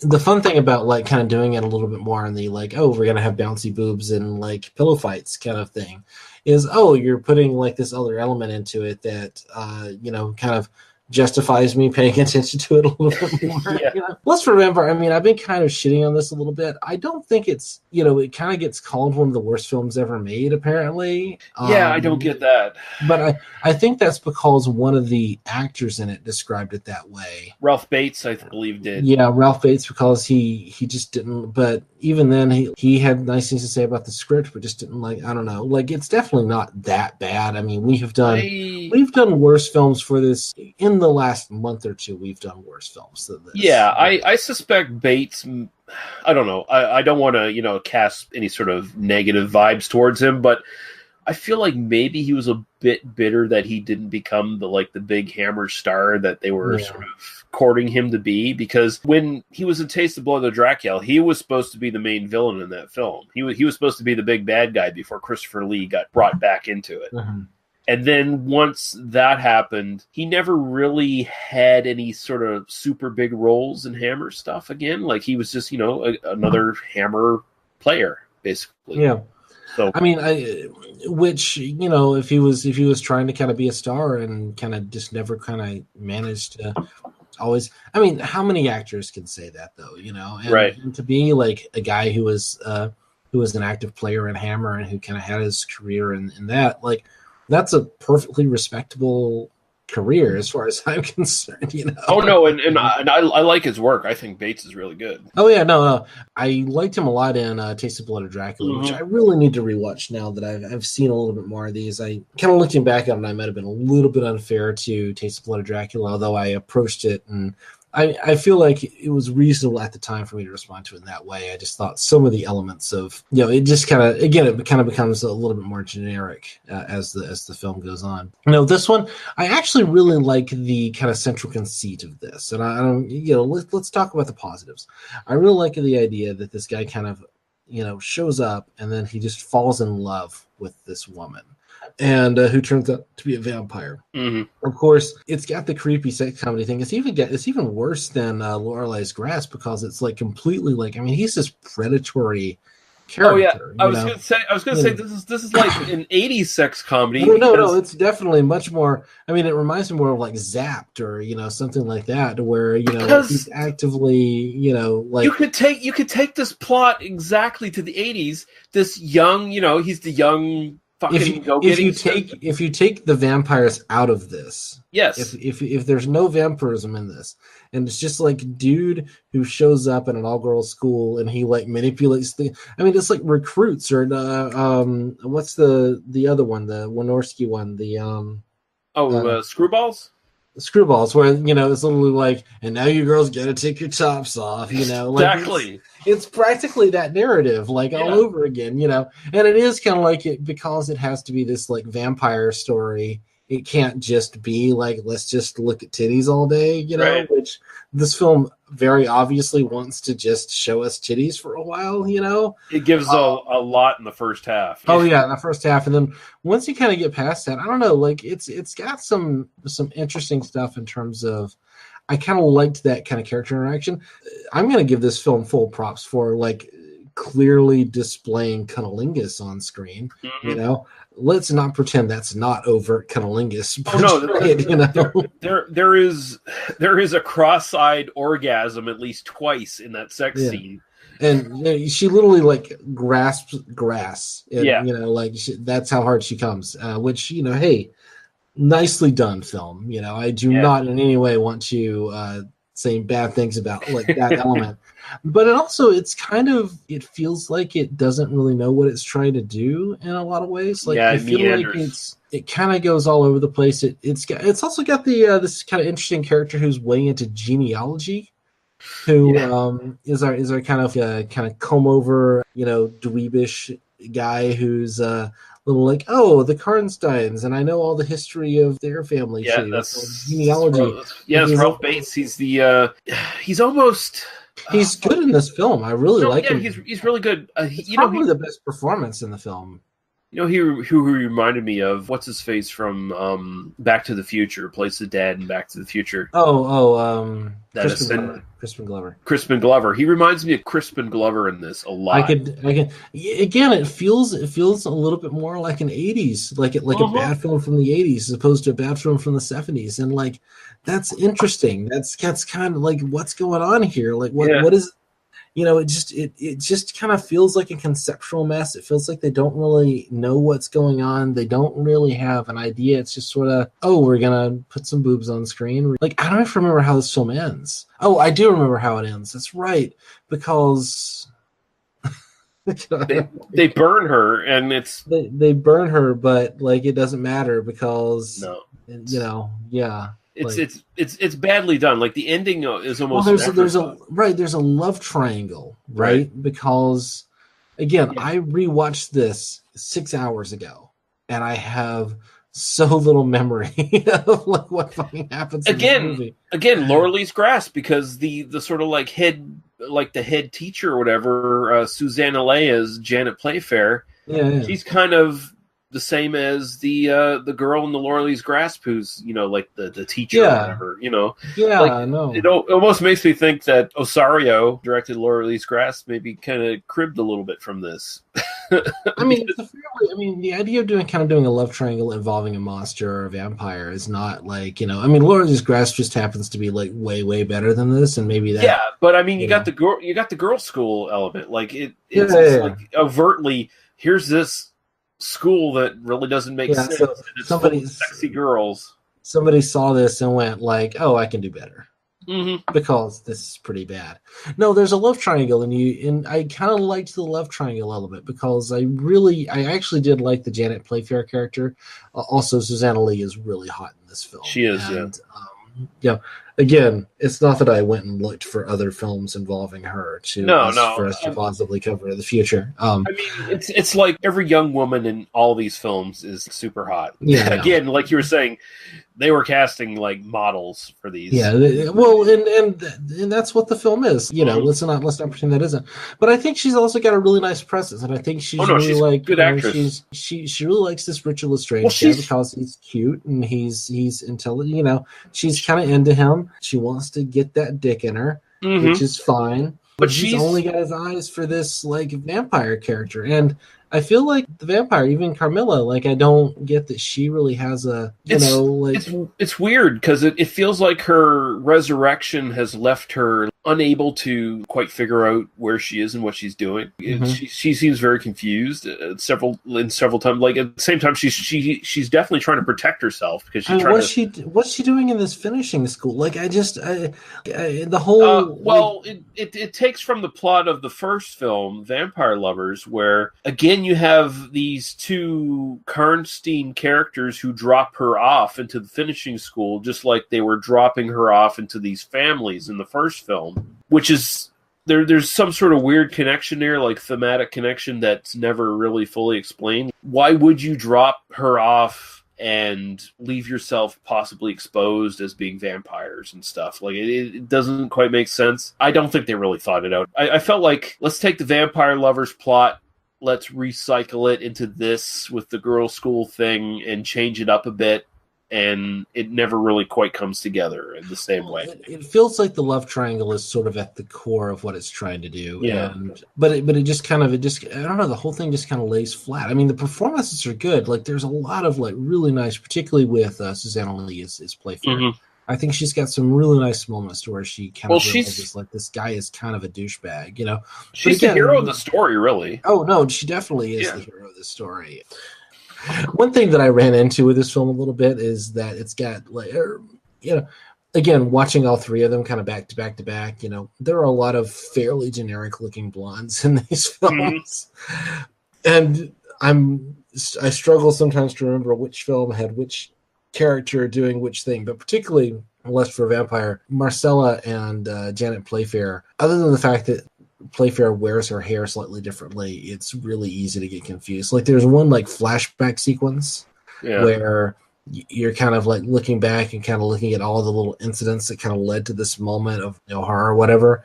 And I legitimately am like, I can't really tell exactly what I'm trying to get from this because these two people look just a little bit too similar for me to like remember what you want me to remember. And maybe that's just kind of on me to... Yeah, because I didn't get that personally. Like I can tell Ute from well, it's not that I can't tell. I have a little bit of face blindness just as a person. You know, it's something that I just struggle with a bit, and maybe just kind of rewatching it, I'm just kind of, I could probably piece it together if I sat down and, you know, sort of like watched it in detail. But you know, that sequence in particular just kind of left me a little bit cold because I'm just like, I know you're trying to kind of but I don't know why you're repeating this at this point. And it just kind of leads me to more and more of the kind of confusion of I don't really know what's going on in this film in terms of, like, I know there's a love triangle. I know that I'm supposed to think that this guy's he's trying to seduce this woman. He's trying to seduce Carmela, but at the same time, he's mesmerized by her, and like she kind of seems vaguely, I don't really care, but hey, you gave me some good orgasms. But then also, she's really, I don't know. It just feels like there's a lot going on, but there's not like a through line. There's holes. There's big holes in the script, and it seems like the main plot of this, like the main thrust of this, is basically, as far as you know, the writer's perspective is, I must me too you to prove you're not a vampire. it seems like the plot. Like it's just so like vaguely rapey kind of thing that's kind of going on with this guy. Yeah, no, I mean, which just comes down to like it feels like an 80s sex comedy sort of thing. Yeah, exactly, because he feels really done, because I mean, Ralph Bates has done all this research on the Karnsteins, and he knows that this is Carmilla, and he wants to serve her, and she just instantly, okay, I'll look really sexy and stare at you as you explain all this shit and explain how you hid one of the bodies and how you've protected me, and now I can eliminate you because you're a loose end and get rid of you. And so he reads all of his research, and he's like, oh shit, this seems like she might be a vampire. I should question her about this. You're dumb as fuck, because it's obvious she's a fucking vampire. And he's like, have sex with me and prove you're not a vampire, basically. It's like a come on line. Right. Yeah. Well, I mean, if you have sex with me, I won't burn you at the stake, you know. That's, you know. No, I do. There is an element to where the headmistress, like the countess or whatever, she's keeping sweeping this under the rug because the reputation of the school or whatever. This one girl's father who's been murdered, the girl has been murdered, and then he ends up kind of being the thing that instigates the final third of the film. Right. All the love triangle stuff that we've been watching for 45 minutes doesn't matter at all. Doesn't matter at all. Yeah. And that's where it just kind of feels like I wish that they had found a way to sort of integrate all this a little bit better. And maybe it's intended to be sort of a bait and switch where this thing where the character who dies at the beginning, who would normally be just kind of the throwaway character, her death ends up being, there is some kind of interesting stuff there, but it just feels undercooked. It just feels like it's kind of grinds through these kind of plot points. And there's some good stuff in it. I definitely say, all three of these films are worth watching. Yeah. This is the least of the three, but it's still not actively bad. Yeah, don't take Ralph Bates' take on this as one of the worst films ever, because it's definitely not. It is definitely the lesser of the trilogy, in part because this was one of these films that was basically just cursed with production problems. Originally, Terrence Fisher was going to be directing this, and he broke his leg, so they had to switch directors at the last moment. Apparently, there's some script writing problems. Ingrid Pitt was supposed to come in here, but she turned it down because the script was so bad. Ralph Bates was cast on short notice. And she's in the Time Monster, so you can only imagine how bad this can go.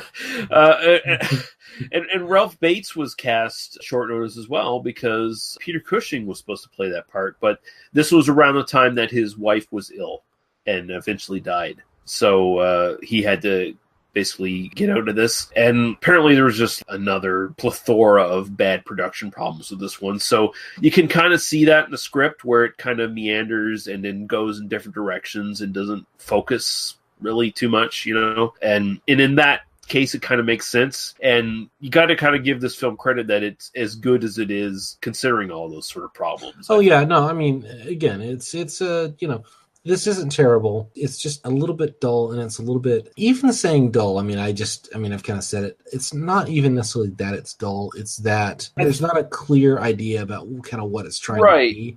I think the ending really lets the film down. It doesn't go to anything that's good. And yet, if that ending had been on a different film, I think it would have been a really effective ending. Yeah. If we had just said, okay, we're going to do a movie about this love triangle. Mm-hmm. Done. You'd have the Lorelai's Grass, but you might even have a better version of that because you could kind of clean it up. You could kind of do the Hammer Horror version. You could do the girls' school. You could do all the tits, and you could do all the you could do kind of a film that's about that, but it kind of none of that really leads anywhere. Yeah. Except at the very end, and it just sort of, oh, and now I'm with you now because my vampire girlfriend, got stabbed through the heart with a burning.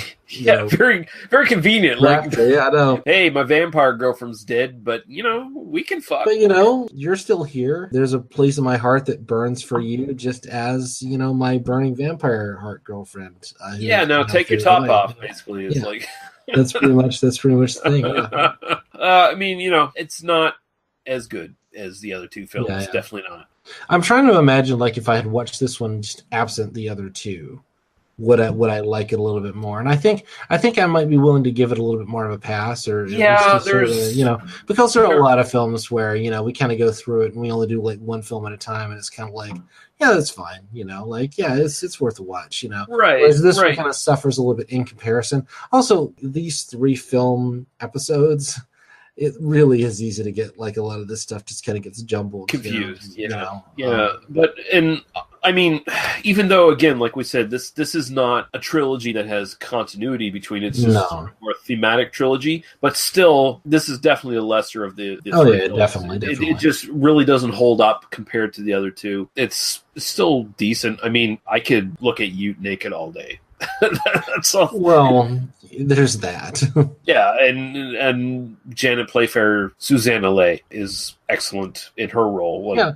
I think we've kind of said it. There's a lot of really good stuff in this. It's not that we're saying it's bad.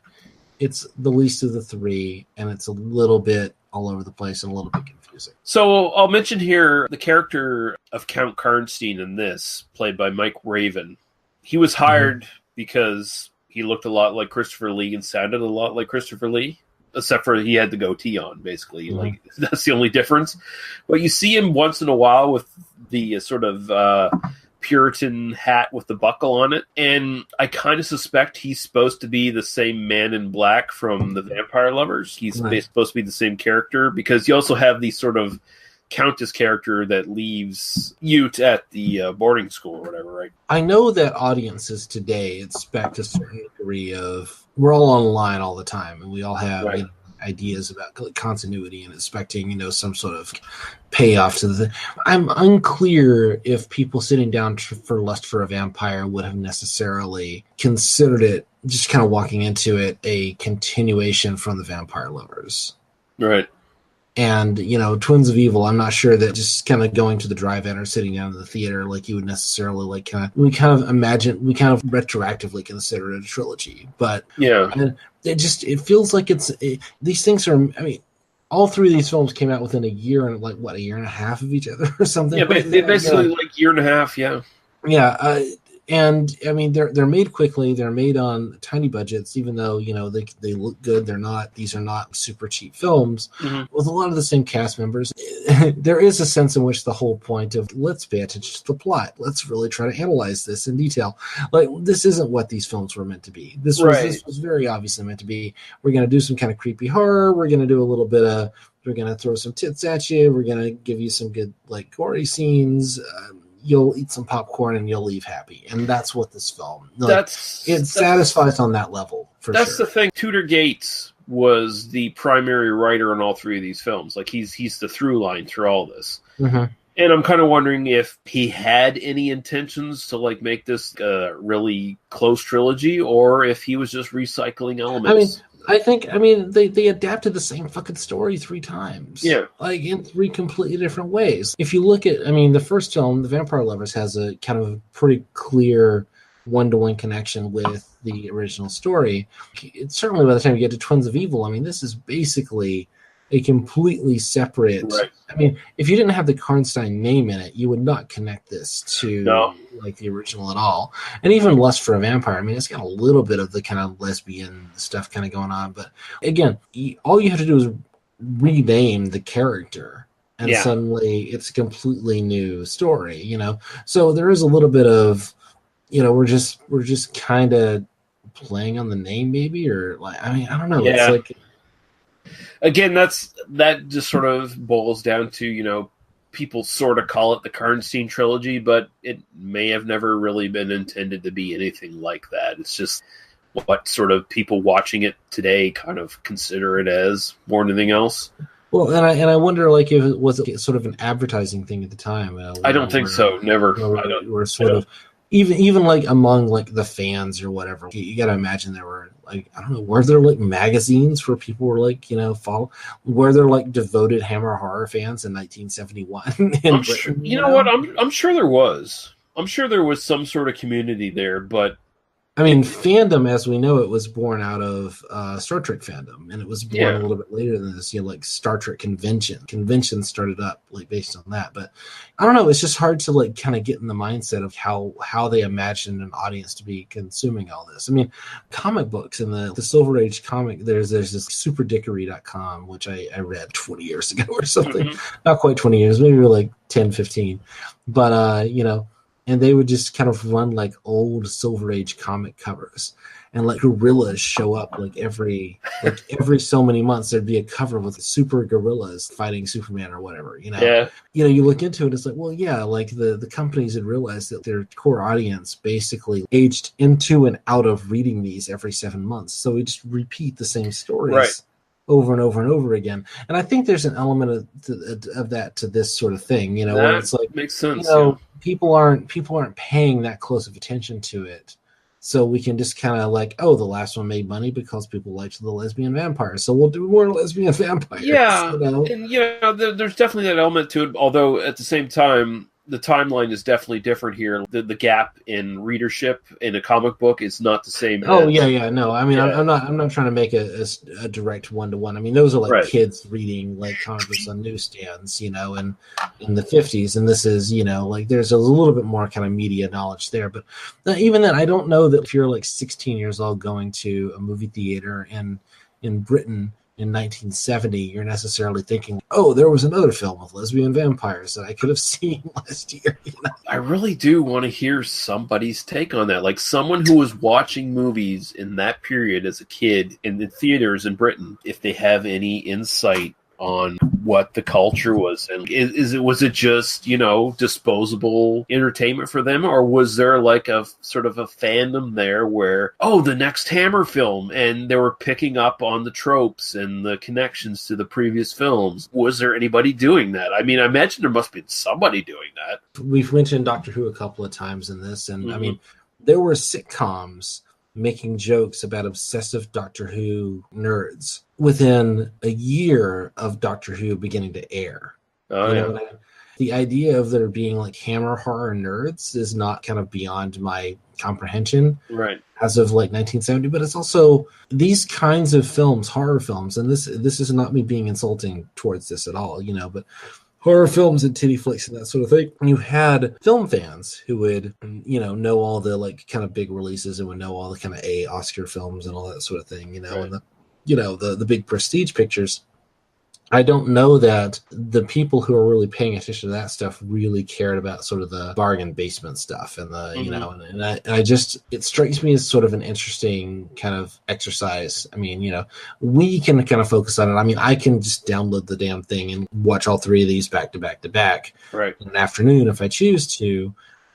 And, you know, put subtitles on it, and I can look up all the actors and see how they all died and everything because I'm looking at this stuff almost 50 years later. I don't know that anybody at the time had anywhere near that level of kind of knowledge of what this stuff was doing. I think people approached it a lot more casually, and I think that the creators were, without any kind of disparagement of their professionalism, I don't know that the creators were necessarily saying like, well, people are really going to be paying attention to this, and so we need yeah, to be fair, at this point, movies were disposable. They had a finite lifespan. Yeah, there's no home video market at this point. You ran it through the theater and it was done. Home video is a decade away at this point. Yeah. Even the fledgling home video is a decade away. So you ran your movie through the theaters, through the chain. Some people had more prolific releases than others. And then your movie was done and you moved on to the next one. Maybe if it was popular, it would show up in like revivals, or it would show up in repertory theaters, or it would show up in like kind of the second run, or, you know, whatever. But almost nothing was, you know, you saw it when it came out or it was done. You know? I mean, if you and I were watching movies back then, like if we were this age back then watching movies, and we're in this period now, if we were still alive at this point. I was 40 years old, and if I was, I mean, I'm not 40, but if we were 40 years old in 1971, that would mean, you know, we were like young teens in World War II, right? Yeah. Like, so, I mean, we would now be we'd now be 90 years old, you know? The idea that we could see this stuff now revised and in perfect, you know, crystal clear HD, that would kind of be mind-blowing. The completely not pirated version that I watched for this podcast probably looks better than the version that almost anyone actually watching the film in 1971. That's right, because a lot of these films, you weren't getting a lot of prints of them. There would be like a few prints made, and they would be run through the theaters multiple times, and they would be pretty degraded by the time some people saw them. So, yeah. Particularly these cheapy films. I mean, that was the whole thing. I mean, even now, everything is sort of a digital production. Everything is a digital presentation. There's not a sense of sort of like second-run theaters, like kind of getting like degraded. But even when I was a teenager, even when I was in my kind of teens and early 20s, there were like the dollar theaters, and they would literally just get kind of left over. If you saw a film in like the big, you know, kind of first run, and then you kind of went and saw it again in the kind of later theaters, you definitely see like scratch marks and all kinds of stuff on films. You know, even with just, you know, a couple of months worth of, you know, just repeated viewings over time. You know? I've literally bought tickets for films, like me personally, in the late 90s, bought tickets for films to where they had to warn us, oh, there's a scratch on this print, and we just want to let you guys know that there's a scratch on the print, you know. And you know, it's like, I don't care, I want to see the film anyway. You know, I still remember watching movies the year they were released as a kid in theater, when back in the day where my parents were taking me movies all the time, you know, just before I was a teenager, sort of moving into teens, where I was watching movies where there was dirt on the fucking prints. Like they were scratching dirt. It was a common thing. It was the way it was. I mean, it's nice to get, the clean digital presentation. There's I'm not saying like, oh, like if you don't remember dirt on your prints, then you're clearly, not a real film fan, Yeah. I think we forget sometimes kind of watching these things and viewing them outside of their context, kind of how they're. No, this was a fun little digression, which meant we didn't have to talk about Lust for Vampire anymore, which is probably the way to go, Yeah, DVD info for this 2001 Anchor Bay DVD from their Hammer Horror collection. There has not been a Blu-ray of this yet, as far as I can tell. And this is sort of like the redheaded stepchild of the series, I guess, kind of thing. I'm kind of amazed there's not a trilogy release. Yeah, well, I think they all sort of follow under different licenses, different companies have them. So, and there's not quite enough money in releasing them that they can kind of, because once there's enough money over it, they just sort of like, oh, we'll pay you such percentage of whatever, and then everybody shakes hands, and then it gets released. But I'm sure like Scream Factory or Show Factory or Synapse or something at some point might pick this up, but in 10 or 15 years, it's all going to be streaming anyway, and it won't matter anymore. And I mean, the print I have on DVD from the old Anchor Bay, looks great. I mean, I will say that both The Vampire Lovers and Twins of Evil are available to stream renting on Amazon. It's like a $2 or $3 rental or whatever. How did the prints look on that? That's not the way I watched them. Oh shit! Fuck. I'm sure there are similar prints to the ones that I did view. Lust for Vampire. The reason because I was going to just watch them all. I was going to just pay the rental fee and watch them. No, actually, I did watch The Vampire Lovers on Amazon, and it looked fine.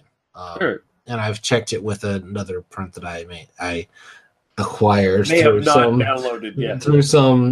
other source, may or may not have, but Lust for Vampire is not available. You can put it into Amazon and it just says, this title is not available to stream. So there's got to be some kind of rights issue with Lust for Vampire. Yeah, if you can't find it to buy anywhere, just throwing this out there, I bought a fairly expensive copy of the old Anchor Bay just to have it in my collection. You can buy a DVD-R version that's fairly prolific on eBay and different stores and stuff, and I wouldn't recommend that because fuck DVD-Rs, they're not good quality. But you can see this on Daily Motion in 2 parts as well if you search for it. Although it has it's Russian or Czechoslovakian or something subtitles on it as well. But done. Yeah. But again, just getting back to the whole idea, that there is a certain charm to the idea of I'm watching this on a tiny screen in kind of choppy quality with weird subtitles because that's just the version that's available to me, which sort of embraces the spirit of watching these films much more so than buying a DVD, like buying a $30 Blu-ray. Like spending $30 on a Blu-ray of this film, it completely misses the point of this film. And I'm not saying you shouldn't buy a Blu-ray of this film, but that's not the way this was intended to be, absorbed. Yeah, movies have changed in the digital age and the proliferation of digital releases of this shit. But so Daniel, where can people find you on the interwebs? I'm on Twitter. I'm at Daniel Lee Harper. If you want to follow me there, I do have a podcast. We haven't updated it for a while, but my British friends and I do a podcast about movies about history and the history they're about. It is called Wrong with Authority. You can find that at wrongwithauthority.blogspot.com or wrongwithauthority.libsyn.com. Doctor Who is coming back, and I think Spaceman's coming back for the release of Doctor Who. So I think that's something that's happening. Pex Lives just released an episode, so bring back to Doctor Who. Pex. The thing with Pex Lives is that Kevin is almost impossible to get hold of, and James is very lazy. And I say this with absolutely no disrespect to James. He really likes doing we do this about once a month, and I don't have to edit it. And that's I fully respect James in that decision. That's my relationship with James. We do City of the Dead once a month, and I don't have to edit it. Yeah. Well, my relationship with this podcast is like I watch the movie the day we record, and then I don't have to edit it. So we're all using each other. We're all using each other. I have been trying to. I've been working on. So Wrong with Authority. There's an episode there. I'm literally sitting on an episode that will be a really good episode when I make the time to sit and edit it. But I've been fighting with the technical aspects of it because, like, when you have 4 people on a podcast and you don't have a master recording, it's a fucking nightmare. It is. And so, like, once I get like a clean, just master recording of all of us talking for the entire time that we were talking, right? Then the actual like artistic edit or the kind of content edit will go very quickly. But I've just been struggling through that. But that one is about Birth of a Nation, the 1915. And I'm really excited to try to get that out, but I really don't want to do any more work on that because I've already put in more hours into that podcast edit than I want to have put into the entire podcast edit because I've been fighting with the edit on that. And anyway, so that will be out eventually because I really want people to be able to listen to that because we had a really nice conversation about it. Really good. It was very good. And not only that, but I have done more research since we have recorded that podcast. And there are so many layers to this thing. Anyway, that will be out eventually at some time. And you will find that on the Wrong with Authority podcast feed. So go subscribe to that podcast. It's very good. It is very, very good. You can find us at tmbdos.podbean.com, where you can find our Apple Podcasts, YouTube, and Facebook links. Join the Facebook group. They must be destroyed on Facebook to find out what the fuck's going on in this podcast. They must be destroyed on Facebook. That should be. Is that what I said? That's what you said. Yeah, no. That should be the name of our podcast of our podcast group. They're supposed to be destroyed on Facebook. Can I rename the group? Is that something I can do? I don't know. You should look into that. I'm not on Facebook anymore. Oh, yeah, that's right. They must be destroyed on sight on Facebook for now. Yeah, if we can rename that as the must be destroyed on Facebook, that's the new name of the group. I'm looking into that because that's awesome. Or we can create a new group and invite the 6 people that like are in that group into the new group. I'm pretty sure they'll all follow us. The 6 people actually listen, and the 70 other people are just members and like forgot about it.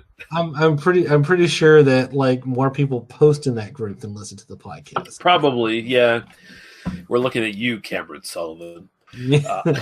I love that I get Cameron Sullivan updates on my phone and like 3 different groups that he posts stuff in, and then Mike Murphy will also like post, and then that's every once in a while Mike Murphy will throw us a bone. I acknowledge your existence. Thanks, Mike Murphy. That's how Mike Murphy rolls because he's rolling in the big bucks with that BBC thing.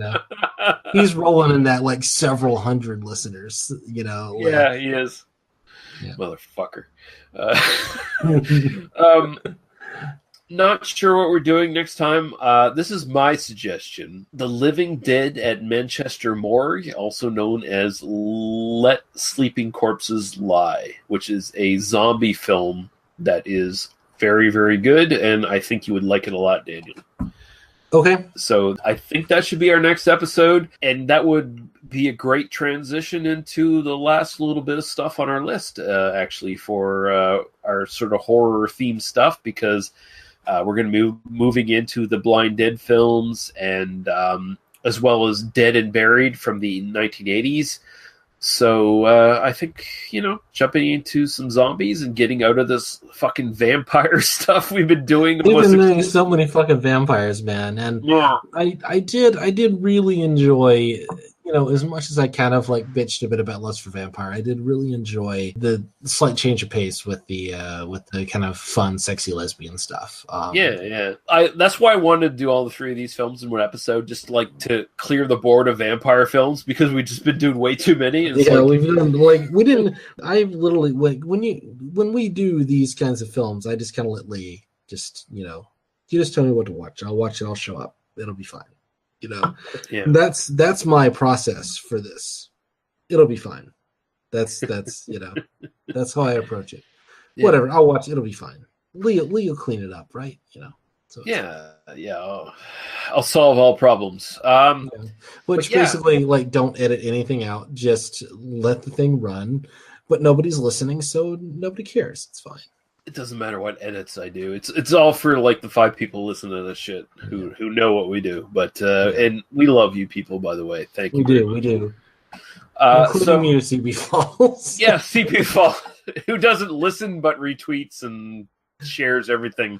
You motherfucker, you beautiful motherfucker, you.